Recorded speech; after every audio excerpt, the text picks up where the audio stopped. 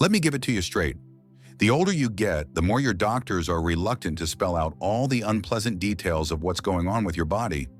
It's not exactly a conspiracy, but it sure feels like it when they choose safer, friendlier words to spare your feelings, while leaving out the harshness you really need to hear. If you're over 70, you'd better buckle up because I'm about to share 7 medical truths your physician probably isn't advertising. And these revelations can absolutely save your life if you know how to handle them. I'm not dishing out sweet, gentle pamphlet talk here. This is the ugly, uncomfortable knowledge that you need in order to stand a fighting chance when your body wants to give out. I promise it's better to face the cold, harsh facts now than be blindsided when it's too late. So let's dive right in with the first harsh truth. Many doctors automatically assume you're more fragile than you really are and give you watered-down treatments or minimal intervention because of your age. Sure, they'll never say it to your face, but there's a quiet practice in certain medical circles. If you're over a certain age, they might just skip recommending an aggressive therapy or a strong medication because they assume your body can't handle it. Nobody ever says, "We're just going to let nature take its course." But that's sometimes exactly what they're thinking. The solution? You've got to speak up for yourself. Demand thorough explanations for every treatment plan. Ask why they're ruling out certain interventions. Challenge their assumptions. Don't be rude, but be firm. If you want a second opinion, get it. Power is in your hands, but only if you dare to open your mouth. The second hidden reality is that a lot of senior hospitalizations are caused by drug interactions. Doctors prescribe stacks of medications, but they rarely delve into the fine details of how all those pills mingle in your system. They write you a prescription for your blood pressure, another for your joint pain, another for your fatigue, and so on. Before you know it, you're juggling half a dozen bottles with complicated instructions, and nobody is checking whether drug A undermines drug B or if drug C severely worsens the side effects of drug D. The last thing they want to admit is they don't always have enough time to comb through every potential bizarre interaction, so they rely on computerized flags and quick references. Mistakes can absolutely happen, and you're the one who ends up paying the price when your system starts shutting down. What's the fix? Get your complete medication list, sit your doctor down, and go through each item like your life depends on it. Because it does. Ask, are there any known conflicts between these drugs? Or, why am I still taking this one?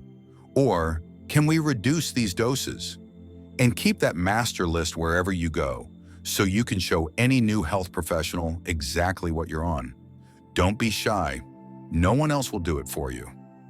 Moving on to harsh truth number 3, your doctor might not mention that certain routine procedures can pose a much bigger risk to an elderly patient's health than they do to a younger individual.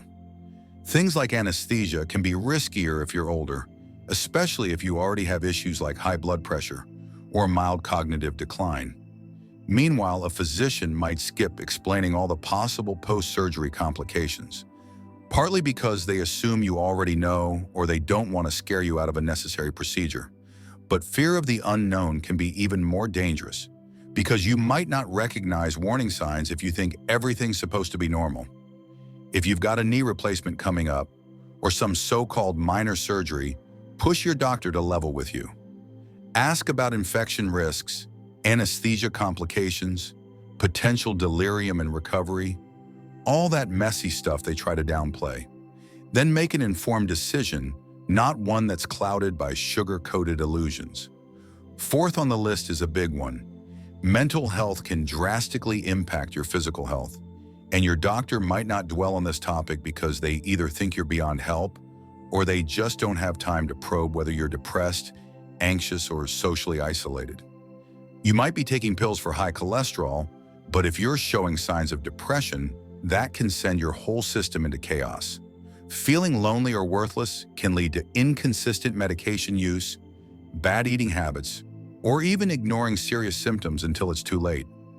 A cold, harsh statistic one rarely hears is that many seniors end up back in the hospital or develop chronic conditions that get worse partly because they're so psychologically drained.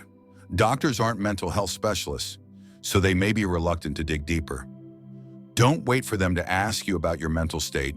Bring it up. Demand a referral if you suspect you're spiraling downward. Dive into possible treatment or therapy options. Yes, it might be uncomfortable to say, "Doc, I've been feeling hopeless," but ignoring it only makes things worse. If you face that awkward conversation now, you can save yourself a spiral of misery that leads to all sorts of physical breakdowns. Remember to comment "Chuck" or "hidden truth" if you've ever suspected your doctor might be leaving out something crucial. Now for the fifth medical truth they're not rushing to tell you. Your risk of misdiagnosis is higher simply because many clinically significant symptoms get dismissed as just old age. A cough might be credited to typical frailty, or dizziness might be brushed off as something that happens to everyone over 70. Meanwhile, you could have an undetected infection or a heart issue. Even the classic signs of heart attacks present differently in older adults. Often it's shortness of breath or sudden fatigue, rather than the dramatic chest clutch you see on TV. So if you feel off, don't let a doctor wave you away with the usual, "It's normal at your age." Normal or not, push for concrete answers. Request tests if your gut tells you something's wrong. It's your body, and nobody else can advocate for it like you can. You want to know the solution? Stop being polite to the point of self-destruction. Don't shrink into your seat while the doctor is trying to shuffle you out the door. Insist on deeper investigation. If they won't do it, find someone who will. That might sound harsh, but it's your health, so you have every right to drive the conversation. Sixth truth: nutritional deficiencies wreak havoc on the elderly, yet doctors often gloss over it. Maybe they'll tell you to eat healthy or add more protein, but they rarely emphasize how crucial it is for seniors to have balanced levels of vitamin D, calcium, iron, and magnesium. They won't shout from the rooftops that chronic vitamin D deficiency can accelerate bone weakness and compromise your immune system, because maybe they're juggling 20 other patients in the waiting room. Or they assume you're meeting all your needs through diet when, in reality, your appetite has changed, your body doesn't absorb nutrients the same way, or you have trouble chewing certain foods. How do you deal with it? Simple. Demand a thorough blood panel to check for deficiencies, then get real guidance from a nutritionist or dietitian, not just a 30-second directive to eat more greens. If you struggle to cook, look into healthier meal services or talk to loved ones about ways to get the nutrients you need. Don't accept a half-baked, "just do your best" from anyone. Press for exact details and practical solutions. And yes, if you find this content painfully honest, go ahead and hit the like button, subscribe, and share it with a friend who needs a wake-up call. Finally, let's talk about harsh truth number 7. Many doctors don't thoroughly discuss end-of-life care options with seniors until it's far too late. They either assume you already know your options, or they avoid the conversation because it's too morbid. As a result, you might be blindsided in a critical moment. You end up in a chaotic situation where your family is trying to guess whether you'd want certain life-prolonging treatments or if you'd prefer palliative care. Nobody can confidently speak for you, and it becomes a stressful guessing game. So how do you fix that right now?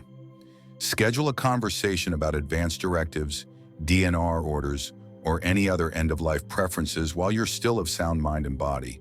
It might be one of the most uncomfortable talks you'll ever have, but it's vital for your peace of mind and for your family.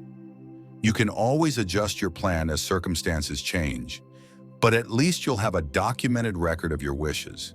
That's real empowerment, knowing you have a say in how your story ends.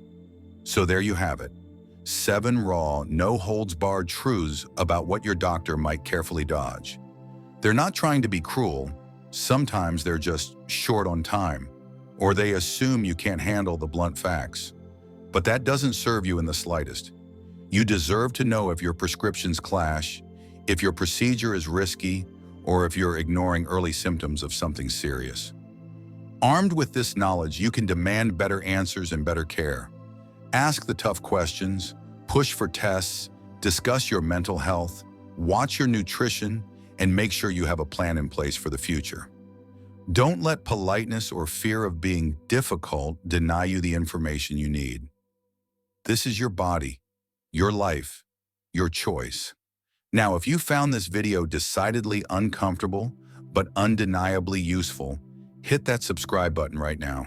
Share it with someone else who's overdue for a wake-up call, and let them know the truth is ugly but essential. Stay sharp, ask the hard questions, and don't settle for anything less than the healthcare you deserve. That's the only way to seize control of your quality of life and not become just another sad statistic. Keep pushing forward, and I'll see you in the next brutally honest conversation.